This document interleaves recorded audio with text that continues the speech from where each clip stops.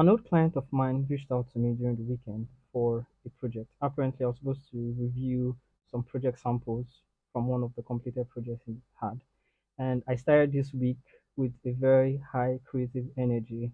I want to walk you guys through my creative workflow. I started by asking the client how he was feeling about the project, certain questions concerning the kind of sound he wanted to achieve, the kind of instrumental he wanted to use, the kind of plugins, and all of those things. I wanted him to feel really comfortable about the sound he wanted to create or the sound he wanted me to work on because I was not in his mind and I needed him to properly just explain everything to me.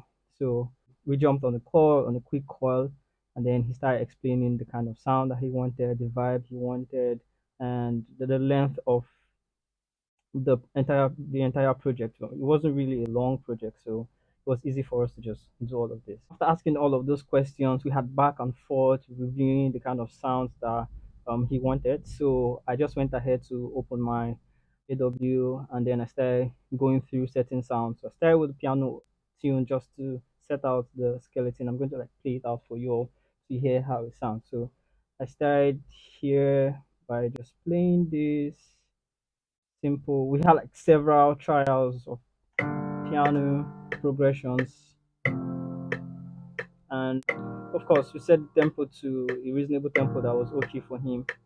And so we just went over and over, did that again and again, and felt like okay, we finally landed on this one. That's why I'm playing it. So he liked this.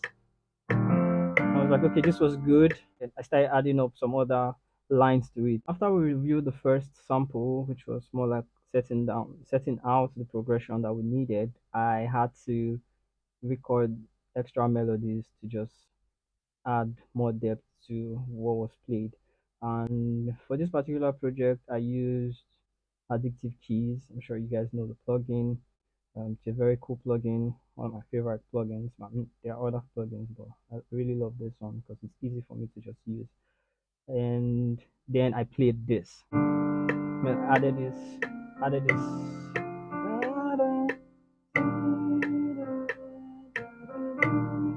We had like back and forth and something else to it.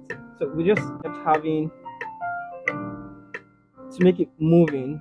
Obviously, in my creative process,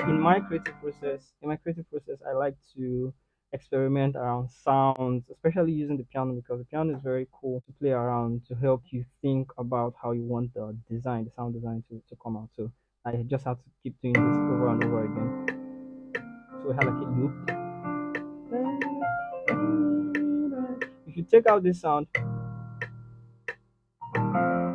so here, this is already playing. Yeah.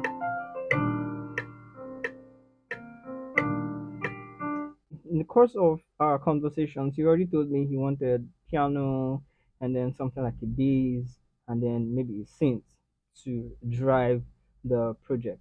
So I had to play the bass. So I added the bass to what we had, and that was like a 6, 5 to 4, 4. It's supposed to be a 4, 5, 6.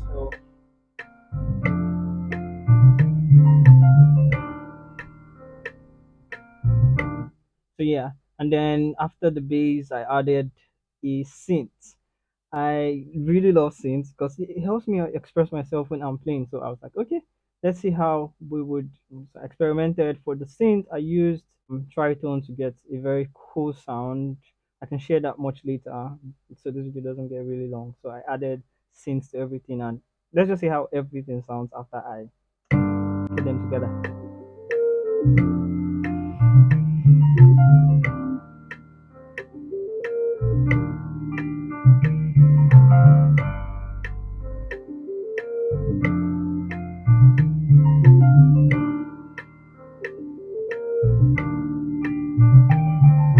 So after everything, I sent the file to the client, and he really loved it, and he felt like, oh yeah, that's a pretty good way to start up my week. And I just decided to share this with you guys. Let me know what you think about this. Let me know how you go about your creative process, how you go about your production processes, and all of that. I'm looking forward to hearing from you in the comment section.